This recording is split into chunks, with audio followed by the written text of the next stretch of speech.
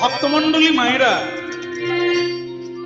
আমরা উঠে আমার গুরুদেব বলেছে কীর্তনের আগেই একটা তোর বড় লাভ হোক, সেটা কি? প্রণাম। কাউকে বিচার না করে কার মধ্যে কি আছে তুই তো জানিস না। কেউ উচ্চস্বরে হরিনাম করে, কেউ মনে মনে করে, কেউ বাইরে করে, কেউ ভেতরে করে। আজকে একটি দুঃখিনী রমণী হরিনাম গাইছে চোখের জলে, আর মাঝে মধ্যে চারদিকে দেখছে আমার এই আওয়াজ কেউ পাচ্ছে না তো, কেউ জানছে না তো যে আমি কীর্তন গাইছি। দয়াময়, আমাকে যেন কেউ না জানে, শুধু যেন তুমি জানো। আপনারা নিশ্চিন্ত থাকবেন, মিডিয়ার মাধ্যমে আপনারা জানছেন প্রতিদিন কোথাও না কোথাও ভূমিকম্প হচ্ছে। কেন? মাটির দোষ আছে। কিন্তু ভারতবর্ষের কথা শুনে রাখবেন, এখানে মহাপ্রলয় বা মহাভূমিকম্প হবে না। এ ভবিষ্যৎবাণী ঋষিমুনিরা করে গেছে। হবে খণ্ড খণ্ড, পুরোপুরি হবে না। কেন হবে না? এই মাটিতে অনেক সাধু বৈষ্ণব চোখের জল ফেলেছে কৃষ্ণ, সেই মাটি কোনোদিন ভূমিকম্পে নেমে যাবে না। তাহলে অনন্ত দেবের দোষ হয়ে যাবে। অনন্ত দেব এই পৃথিবীটাকে ধরে রেখে দিয়েছে। অনন্ত মানে বাসুকি না, তার মাথার উপরে একটা সর্ষের দানার মতো এই পৃথিবীটা গোলাকার, তার মাথার উপরে আছে। ভূমিকম্প কেন হয়? মাথা নাড়ে। পৃথিবীর মানুষ যখন শুধু পাপ অর্জন করে, পুণ্য করে না, শুধু নেয় দেয় না, তখন ভারাক্রান্ত হয়ে অনন্তদেব মাথা নাড়ে। কৃষ্ণ বলে দিয়েছে, অনন্তদেব এমন ভাবে মাথা নেড়ো না যে আমার এই সুন্দর পৃথিবী, এই পুণ্যভূমি ভারতবর্ষ মাটির তলায় চলে যায়, জলের তলায়, পাতালে। বলে কেন প্রভু, আমি যে ভার সইতে পারি না। বলে ভার সইতে পারো না এটা যেমন ঠিক, ঠিক তেমনি পাপী যেমন আছে, পৃথিবীতে কৃষ্ণ ভক্তও আছে। তারা যদি ডুবে যায় তাহলে তোমার কে ডাকলো? মা, ও ঝড়ু, আয় বাবা, আয় আমার কোলে আয়।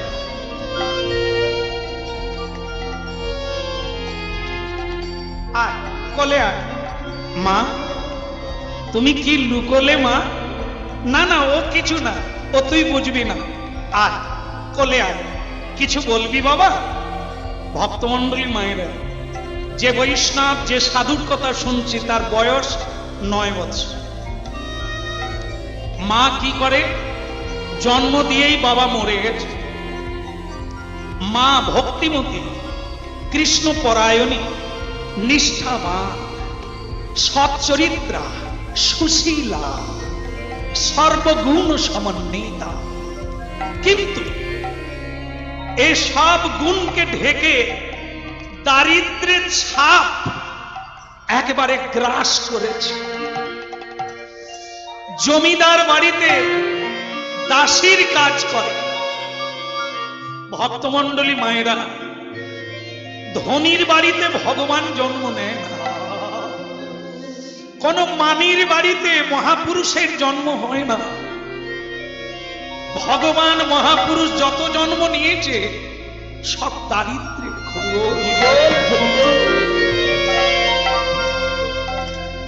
এই দেখুন, যার মা কৃষ্ণ ভক্তিমতী, এই গর্ভেই তো এমন সন্তান আসে। আয় বাবা, আমার কোলে আয়। মা, তুমি কাঁদছো কেন মা? না রে দাদা, এ কান্না দুঃখের কান্না নয়, এই আমার জীবনের আনন্দের কান্না। ভক্তমন্ডলী মায়েরা, হরিনাম শুনুন, কিভাবে হরিনাম করবে এই জীবনী থেকে আস্বাদন করুন। মহাপ্রভু এই জন্য বলেছে, যারা নামের কৃপা নিতে যান চারটে গুণ দরকার। প্রথমে আপনারা শুনে নিয়েছেন প্রণামের কথা, ওটা হচ্ছে বিনয়, ত্রিনাদপি। এর পরেরটা হলো সহিষ্ণুতা। আমার মায়েরা যারা আছেন, আপনারা অনেক সময় আমাদের কাছে দুঃখ করে বলেন, এত যন্ত্রণা, এত দুঃখ, এত কষ্ট সহ্য করতে পারি না। কিন্তু মাগো, আমি আপনাদের কথা মানি না কেন জানেন? এত এই ভারতবর্ষে মহীয়সী নারীর জীবন দেখেছি, তাদের মতো দুঃখ আপনারা এক বিন্দু পান না। যে সয় সেই তো রয়, যে সয় না কিরে কিছু বলবি? মা আমি মেলায় যাব। মেলা?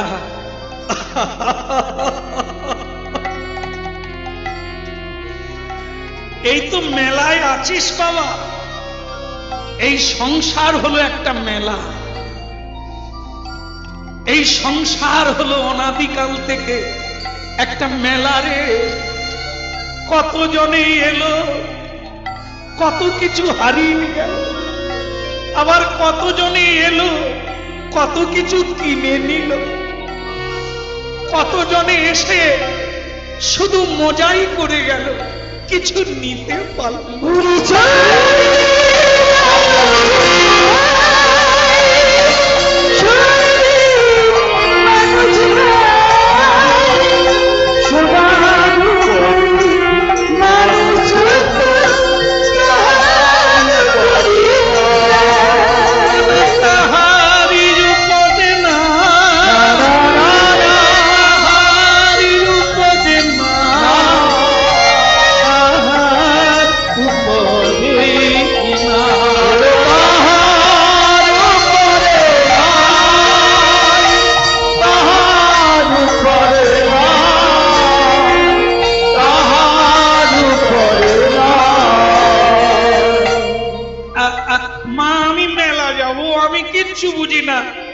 ভক্তমন্ডলী মায়েরা, হুগলি তারকেশ্বর ভোলানাথের মেলা, চৈত্র মাসের নীল এই দিনে মেলা বসে হুগলি জেলায়। মা আমি মেলা যাব। আমি তোর এমন একজন মা, আমি তোর এমন একজন মা, আমি লোকের বাড়িতে দাসীগিরি করি, পয়সা কোথায় পাবো রে মা? কিন্তু আমি মেলা যাব, চলো না মা। আচ্ছা ঠিক আছে, আমি জমিদার বাবুকে বলি, যদি উনি আমাকে যেতে দেন তবে তো যাব। যারা অন্ন দিচ্ছে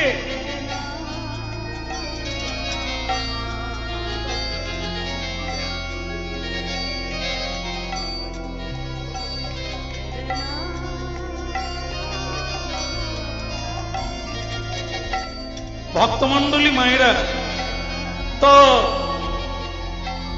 আমি মেলাতে যাব। জমিদার বাবু আমাদের অন্ন দেয়, বস্ত্র দেয়, তার কর্ম করি। তিনি যদি ছাড়ে তবে তো মেলায় যাব। জমিদার বাবু কি চায়? ও বারবার খেতে চাইলে দিতে পারবো না। ছেলেকে নিয়ে অন্য জায়গায় কাজ করো। তুমি কতটুকু কাজ করো? ছেলেকে নিয়ে নানা বাহানায় তুমি বসে থাকো। তোমাকে আমি অনেক সময় দেখেছি তুমি ঠাকুর নাম করো, করতাল বাজাও। এসব সময় তুমি কোথায় পাও? আমার বাড়িতে খাচ্ছ, আমি তোমায় অল্প মূল্য দিচ্ছি, তার ভেতরে বসে তুমি করতাল বাজাবে, ছেলে কোলে নিয়ে আনন্দ করবে, তাহলে তুমি অন্য জায়গায় যাও। আগে জমিদার বাবু, একজন চাকর আর একজন জমিদার কিংবা রাজা, তফাৎ কোথায় বলুন তো? তফাৎ কোথায়? আপনিও খান, চাকরটাও খান, আপনিও ঘুমান, ওরাও ঘুমান। শুধু আপনার ধন আছে, এর জন্যই কি আপনি সব? আমি মা হতে পারি না, আমার ছেলে থাকতে পারে না, আমি ছেলেকে কোলে নিতে পারবো না, এটা আপনি কি বিবেচনা করে বলছে? দেখো, অত শত বুঝি না। এখন তুমি কি বলতে? আগে দয়া করুন না, আপনাদের ছেলে মেয়েরা কত জায়গায় কত ভাবে মজা করে। আমি দুঃখিনী মা, আমার ছেলে একটু মেলা যেতে চাইছে, যদি আপনি অনুমতি দেন তাহলে ওকে একটু নিয়ে ঘুরে আসি। জমিদার বাবু,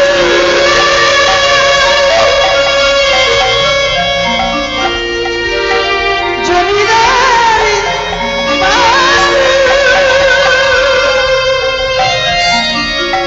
আমার মেলা যেতে দাও, জমিদার বাবু। কৃষ্ণ মুরারি ও গিরিদারি, জগতের রঙে রঙে ছড়াছড়ি। কত ভালো শাড়ি পরেছে মেয়েরা, ছেলে মেয়েরা কত খেলনা কিনছে। যদি আমার ছেলে একবার বলে ওঠে, আমি কি করবো দয়াময়? কৃষ্ণ মুরারি ও গিরিদারি, তোমারি চরণে আমি সব সকিলাম। কৃষ্ণ মুরারি ও গিরিধারী, তোমারি চরণে আমি সব সকিলাম। কৃষ্ণ মুরারি ও গিরিদারি, তোমারি চরণে আমি সব সকিলাম। কৃষ্ণ মুরারি ও গিরিধারী, তোমারি চরণে আমি সব সকিলাম। যা ছিল আমারই সব, ওগো কৃপাময়,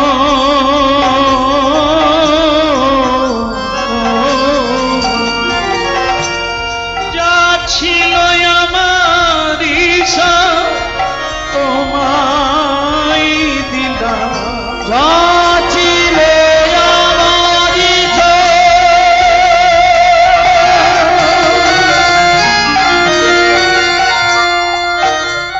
আমি তোমার দিলাম।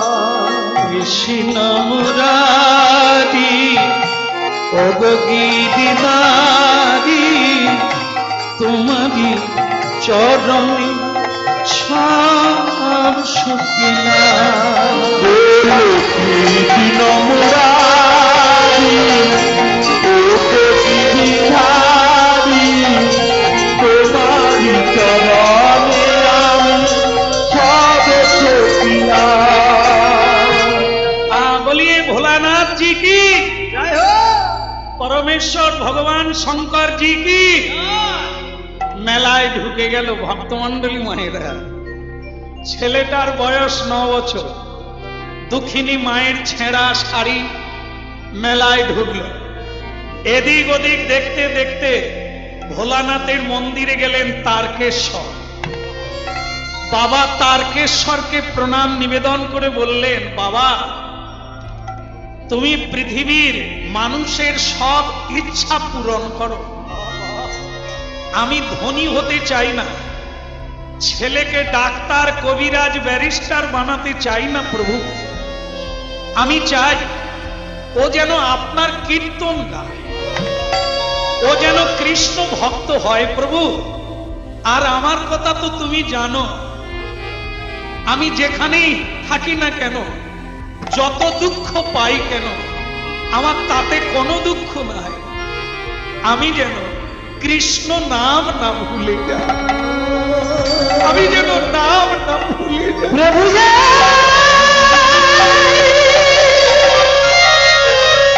কৃপা করো,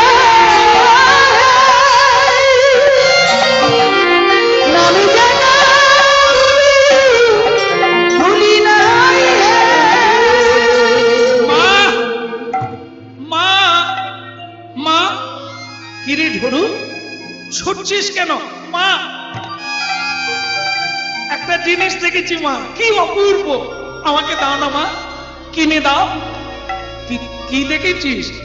দেখবে এসো মা। আঁচল ধরে ঝড়ু ঠাকুর টেনে নিয়ে যা, আঁচল ধরে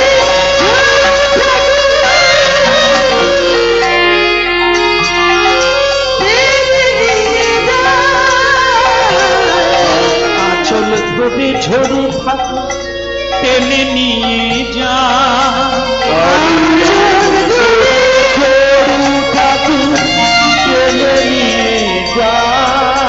কৃষ্ণ কৃষ্ণ কৃষ্ণ না অন্তরে গা, কৃষ্ণ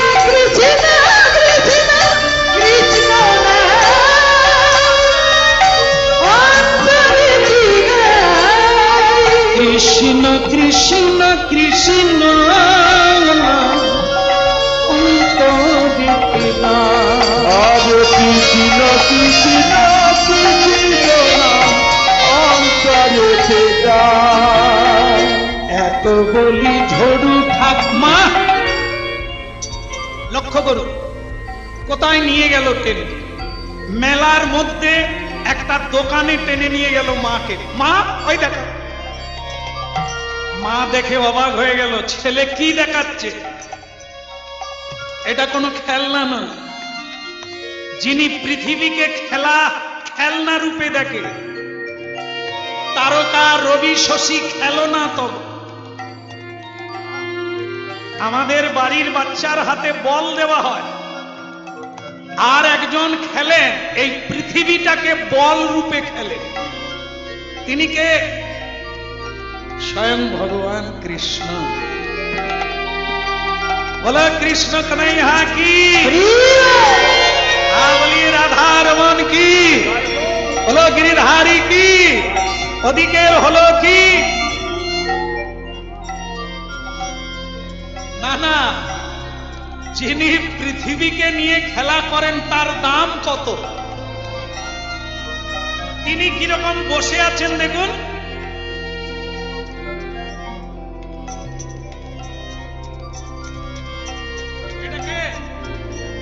এটাকে গোপাল না? দোকানে আলমারিতে নানা রকমের দেব দেবী ঘোড়া হাতি কুকুর সাজানো আছে, তার ভেতরে ইনিও বসে আছে। আর ঝড়ু ঠাকুর ও জীব জন্তুর মাঝখান দিয়ে, খেলনার মাঝখান দিয়ে ওকে দেখতে পেয়ে গেছে। ওই দেখা মাত্র মায়ের আঁচল ধরে টেনে নে বলছে, মা দেখো নয়ন ভরে, দেখো নয়ন ভরে, দেখলে জীবন ধন্য হবে। দেখো নয়ন ভরে, জীবন ধন্য হবে। দেখো নয়ন ভরে, দেখলে জীবন ধন্য হবে। দেখো নয়ন ভরে, দেখলে জীবন ধন্য হবে। দেখো নয়ন ভরে, দেখো নয়ন ভরে, এমন দিন আর হবে না, আরে হয়তো পাবে না, তাও মাগো আমায় দাও। দেখো নয়ন ভরে,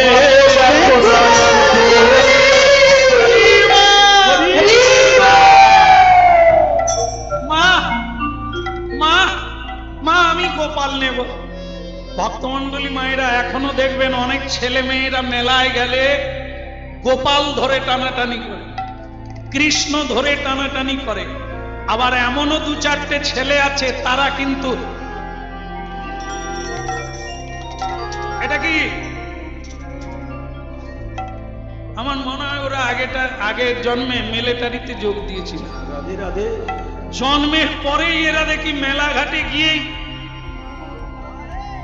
এরা পিস্তল কিনে, হয়তো প্রথমে মা বাবাকে দিয়ে শুরু করবে। কেন খবরের কাগজে তো দেখি ছেলে মাকে গুলি করে মেরে দিয়েছে, বাবাকে গুলি করে মেরে দিয়েছে, আত্মীয়কে দাদাকে গুলি করে মেরে, স্ত্রীকে গুলি, আবার স্ত্রী স্বামীকে, মানে পিস্তল কাজে লাগছে। রাধে রাধে। তো ভক্তমন্ডলী মায়েরা, এখন এই যে পূর্ব সংস্কার, জন্ম জন্ম যদি কারো কাজ এগিয়ে থাকে, সে জন্মের পর সেটাই চালু করবে। এ ছেলে জন্ম জন্মান্তরে বোধহয় বাল গোপালকে হরিনাম শুনিয়েছে, গোপাল নিয়ে খেলা করেছে, তাই এ জন্মেও মাকে বলছে, দেখো নয়ন ভোরে দেখলে হৃদয় জুড়াইবে, দেখলে হৃদয় জুড়াইবে, দেখলে জীবন ধন্য হবে।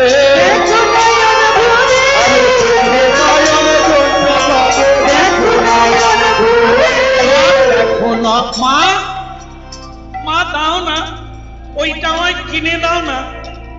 মা চোখের জল মুছে গলায় আঁচল দিয়ে সেই দোকানের আলমারিতে বসে আছে গোপাল, তাকে মা প্রণাম করে নিল। দোকানদার বলে আদি খেতার শেষ নাই, আমরা বলে বিক্রি করে দুটো পয়সা পেলে বেঁচে যাই, সে আবার প্রণাম করে।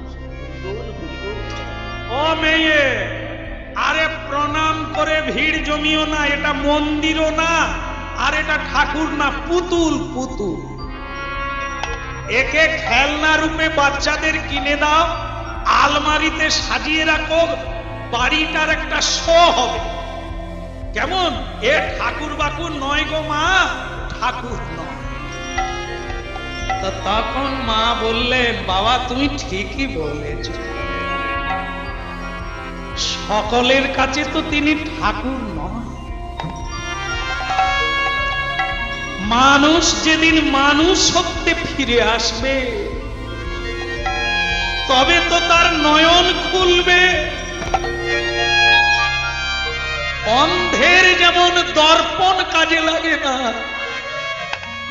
তেমনি বিষয় অন্ধ কামান্ধ জীবের হৃদয়ে কৃষ্ণের উদয় হয়।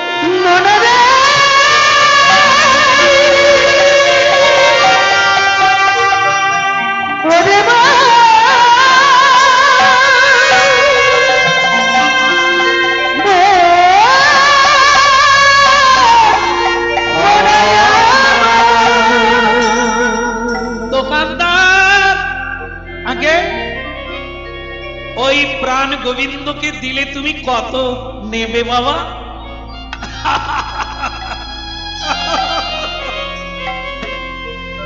আপনি গোবিন্দ বলেন আর যাই বলেন, আমাদের কাছে গোবিন্দ টোবিন্দ ঠাকুর বাকুর কিচ্ছু নয়, আমাদের কাছে হলো পুতুল। এর দাম আছে 8 আনা। 8 আনা, তাই না? 8 আনা, 8 আনা, 8 আনা না আটালে জল রবে না। 8 আনা মানে আধুলি, আধুলিতে মেলে না, আধুলিতে মেলে না, সাধু গুরুর ধুলা বিনা, সাধু গুরুর ধুলা বিনা, সাধু গুরুর ধুলা বিনা, সাধু গুরুর ধুলা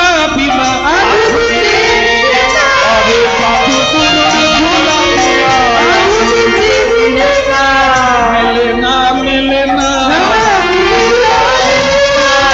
তার কৃপা বিনে তারে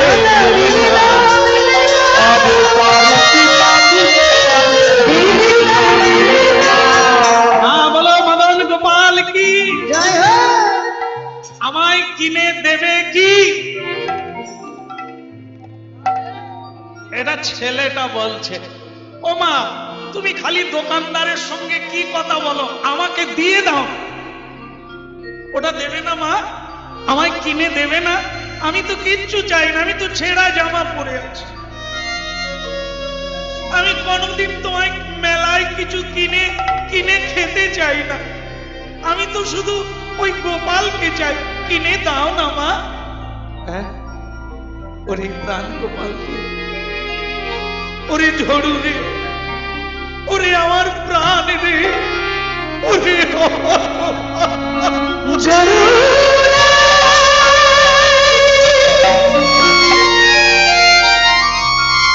আমার কাছে আছে দুনিয়ানা, কেমন করে দিনে দেব ঝড়ু রে। দেখ বাবা, তুই চোখের জল মোছ, আমি তোকে একদিন কিনে দেব, তবে আজকে আমি পারবো না বাবা। তাছাড়া কৃষ্ণকে তো কিনতে পাওয়া যায় না বাবা। তুমি হরিনাম করো, আমি তোমায় একটা জিনিস দেব, তুমি হরিনাম করবে, একদিন কৃষ্ণ তোমার ভক্তিতে আসবে, ওকে কিনতে হবে না বাবা। এই যে খোকার মা, আমার দোকানের সামনে দাঁড়িয়ে আপনি ছেলেকে বুঝিয়ে দিলেন কিনতে পারবেন না, 8 আনা দাম দিয়েছি এমন কি বলেছি, এটা নিতে পারলেন না, গোবিন্দ গোবিন্দ করে ওই বাচ্চা ছেলেকে ভগবান ভগবান বুঝাচ্ছেন। এই যে দোকানদার, তোমার কাছে একটা পাথর, তোমার কাছে সামান্য মাটির ঢেলা, এই মাটির ঢেলা এই তো বৃন্দাবন থেকে পায়ে হেঁটে উড়িষ্যা বিদ্যানগরে এসেছে। এই কলিকালে যাকে লোকে বৃন্দাবনে গিয়ে দেখে এটা অষ্ট ধাতু দিয়ে তৈরি, বৃন্দাবনে গিয়ে বিগ্রহের বিচার করে এটা সোনার প্রতিমা, এটা পাথরের প্রতিমা। মূর্খ তারা, সাধু সঙ্গ করে না, মহাপ্রভুর হরিনাম শোনে না, তাই বস্তু জ্ঞান হয় না। সেই পাথরের গোপাল পায়ে হেঁটে সাক্ষী দিতে এই কলিকালে উড়িষ্যা প্রদেশে বিদ্যানগরে আজও আছে। যা সবাই দর্শন করে জীবন ধন্য করে, যার নাম হলো সাক্ষী গোপাল। ওহে দোকানদার, উড়িষ্যায় গেলে আরো একটা জিনিস তুমি দেখবে, রেমুনা, যেখানে ক্ষীর চোরা গোপীনাথ। ভাবতে পারো, পাথরের ঠাকুর ভক্তের ভক্তিতে ক্ষীর লুকিয়ে রাখলো চুরি করে, ভক্তের জন্য ক্ষীর চুরি করে স্বয়ং ভগবান রেখে দিয়েছে, তার নাম হয়ে গেল ক্ষীর চোরা গোপীনাথ।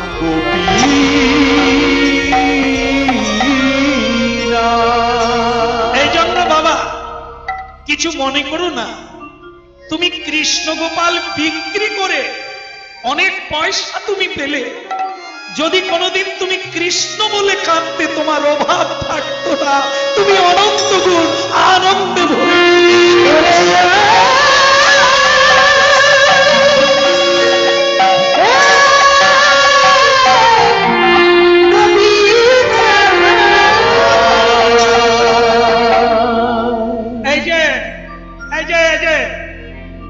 এখানে অনেক লোক মেলায় ঘাটে রয়েছে, লাখ লাখ মানুষ।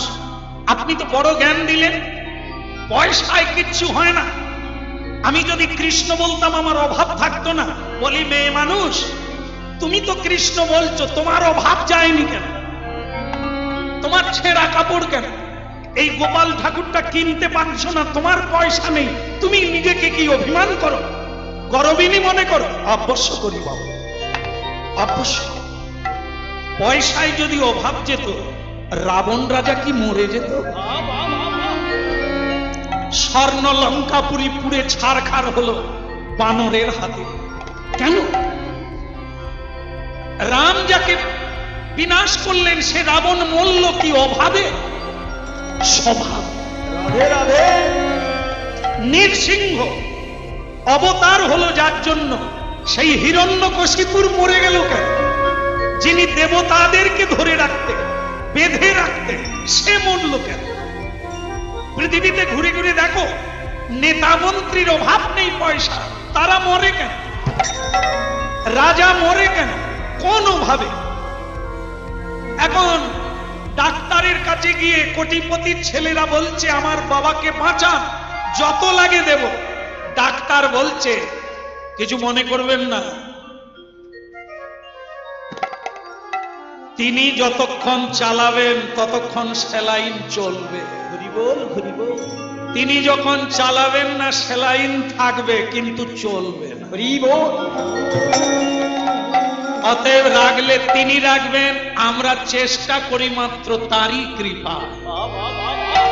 তাহলে বুঝুন, পয়সায় যদি সব অভাব মিটে যেত তাহলে মানুষ এত দুঃখ পায় কেন?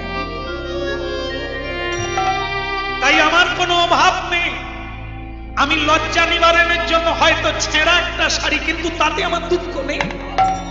কিন্তু তুমি তো এত বিক্রি করছো, তোমার দুঃখ গেছে কি? কৃষ্ণ নাম করো, তুমি ছেঁড়া কাপড় পরেও সুখী হবে। বলে তাহলে তোমাকে আর গোপাল কিনতে হবে না, গোপালকে তো কেনা যায় না বাবা। রাধে রাধে। তবে ওকে বাঁধা যায়, ও পালাতেই পারে না যদি কেউ ভক্তির ডোরে চোখেই চলে। হরি বল, হরি বল। তা বাবা একটা কথা বলি বাবা, জমিদার বাবু মাসে আমাকে 4 আনা পয়সা দেয়, আগে 8 আনা দিতেন। ছেলে হওয়ার পর থেকে ছেলে 1 মুঠো মুড়ি খায়, 1 মুঠো ভাত খায় বলে 4 আনা কেটে নেয়। আর 4 আনা আছে, তুমি দেবে বাবা? ওই কৃষ্ণ গোপাল আমার ছেলে কাঁদছে, দেবে? যদি তুমি বলো আমি তোমার এসে কাজ করে দেব একদিন, কিন্তু আমার কাছে আর পয়সা নেই বাবা, আমাকে তুমি কৃপা করো।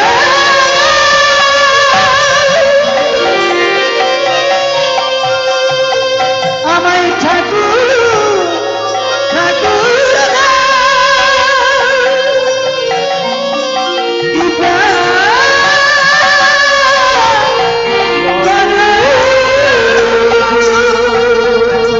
কথা নারায়ণ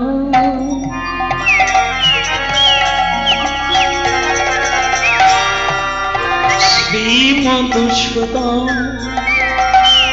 দেখা দাও, দেখা দাও চক্রধারী।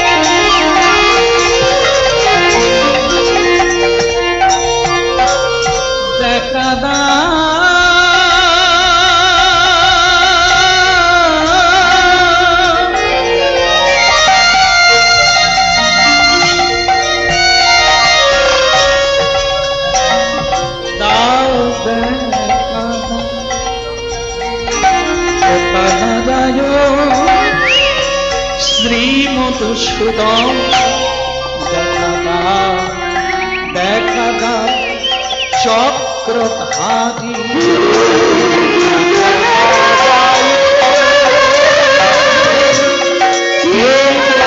দেখা দাও, দেখা দাও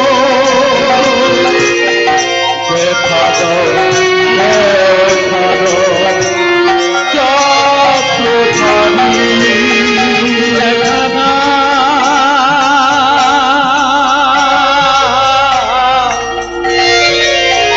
দেখা দাও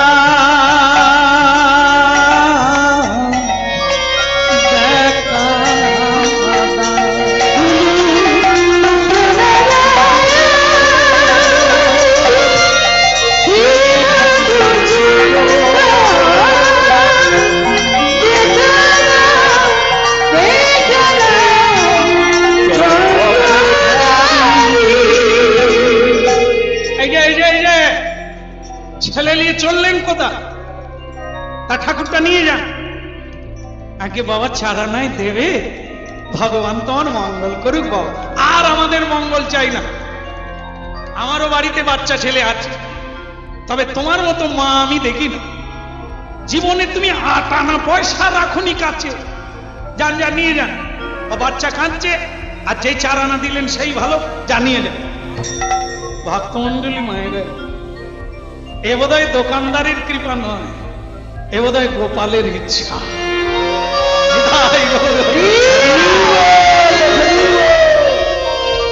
কৃষ্ণ গোপাল যদি কারো কাছে যাবে ইচ্ছে করে, তাহলে কোনো প্রাচীর টিকবে না, কোনো সমুদ্র টিকবে না, সে তার কাছে যাবে। তাই বললেন তুমি দাও। গোপাল যেন ঝাঁপ দিয়ে নামতে চাচ্ছে। তা গোপাল নামিয়ে দিল, দোকানদার ছেলেটাকে দিয়ে দিল। ছেলেটা করে পেয়ে আনন্দে আত্মহারা। কখনো বুকে রাখে, কখনো মাথায় রাখে, কখনো চিবুকে ধরে, কখনো কোলে নেয়, কখনো ধেই ধেই করে নাচে। ওকে নিয়ে আমার প্রাণ বলি বলি।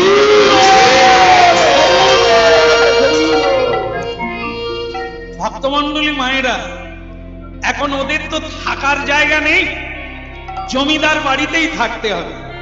গোপালকে কোলে নিয়ে আত্মহারা হয়ে মা আর ছেলে জমিদার বাড়িতে এলো। এই যে এদিকে এসো। আবার কাকে আনলে? আগে আমার ছেলে গোপাল কিনে এনেছে। হ্যাঁ, এমনিতে তোমাকেই খাওয়াবো বলেছিলাম, তারপর ছেলে নিয়ে এলে। তারপর আবার একটাকে আনলে, আজকে শশা দাও, কালকে আপেল দাও, কালকে বাতাসা দাও, সন্ধে। দেখো, তিনজনেই বিদায় হয়। আমার কাজের লোকের দরকার নাই, এমন ঘটার দরকার নাই, তিনজনে বিদায় হয়। ভগবান গোবিন্দ বলে একটা ফু দিলে এ জমিদার উড়ে যাবে, সে বলে তিনজনে বিদায়। এরে হতভাগা জমিদার রে, আমি যখন ঢুকে গেছি, এবার তোকে বের করব। রাধে রাধে। কেমন? এখন ছেলেটা গোপাল নিয়ে ঢুকলো। তার মা বলে, বাবা আপনি যেভাবে খেতে দেন, আপনি তো একজনের খাবার দেন, আমার ছেলেকে তো আপনি আলাদা করে দেন না। না দিই না। তোমার ছেলে কি আমার কাজ করে? আগে না, ওর এখনো কাজের বয়স হয় না, তবে ওকে খেতে দেবো কেন? তা আমরা একটা জনের খাবার তো দুজনে খাই। আর আপনি মনে রাখবেন, কোনদিন আপনাকে এ কৃষ্ণ গোপালের জন্য আলাদা করে কিচ্ছু চাই না। শুধু শুধু অনুরোধ, আপনি আমাদের আশ্রয় থেকে তাড়িয়ে দেবেন, আমাদের তাড়িয়ে দেবেন না। আমরা কোথায় যাব, কি খাবো? জমিদার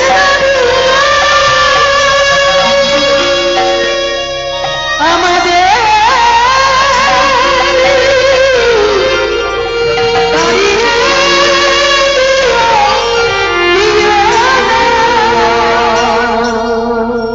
ভক্তমন্ডলী মায়েরা, এই হলো ধনী মানি গুণীর অভিমান।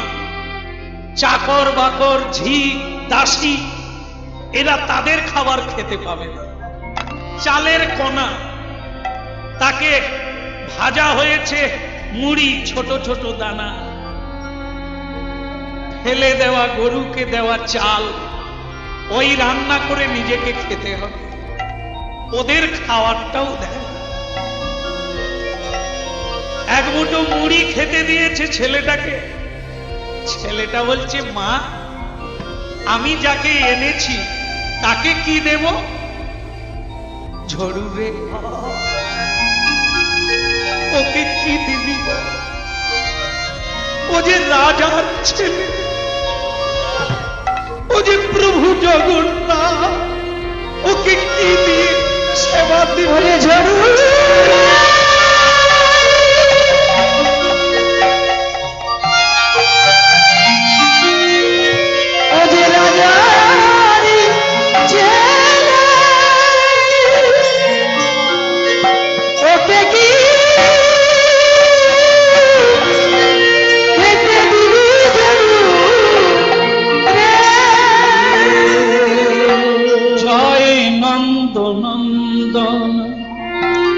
গোপীজন বল্লভ জয়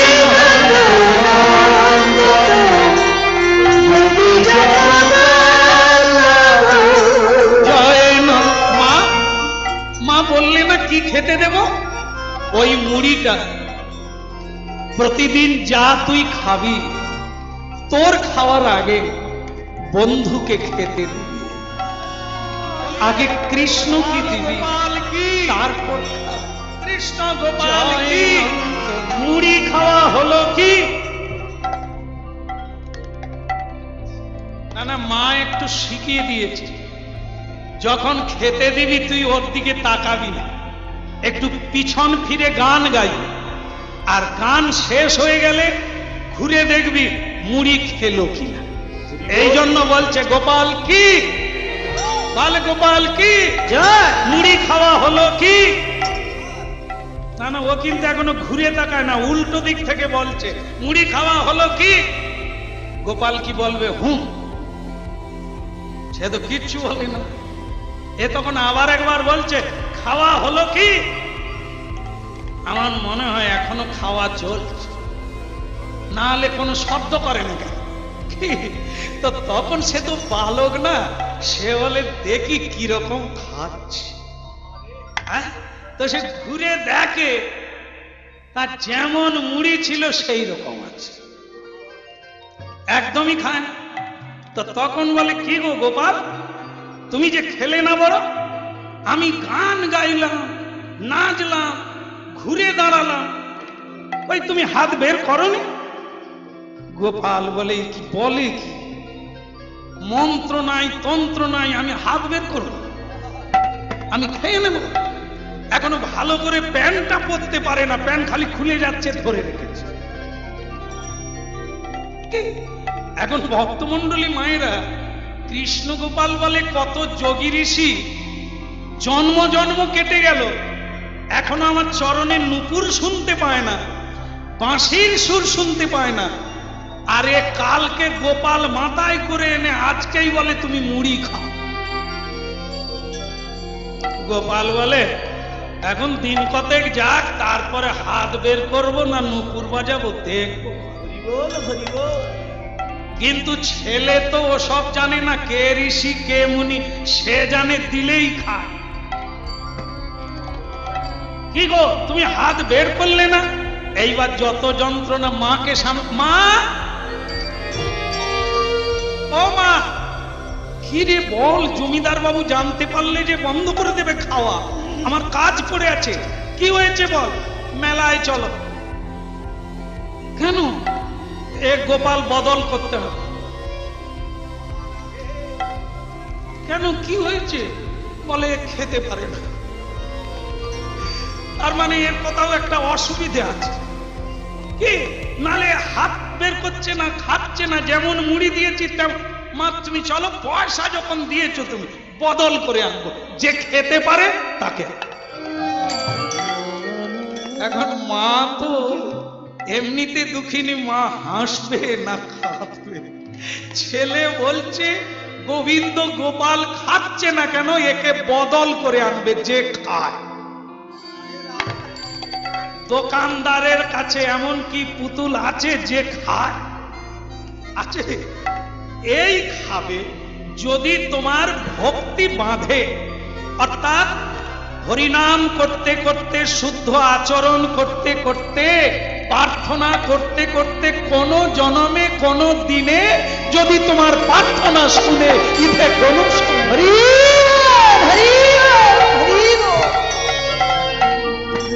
মা, মা তুমি চলো, আমি কোনো কথা শুনতে চাই না, এ মুড়ি খেতেই পারে না। আসলে মা জানো, এ বোধহয় খুব ছোট, এর এখনো দাঁত বেরোয়। মা বলে বোধহয় তাই, ভালো লাইন বের করেছে। আমিও যদি বলে দিই ওর দাঁত বেরোয়নি, তাহলে আর কান্নাকাটি করবে।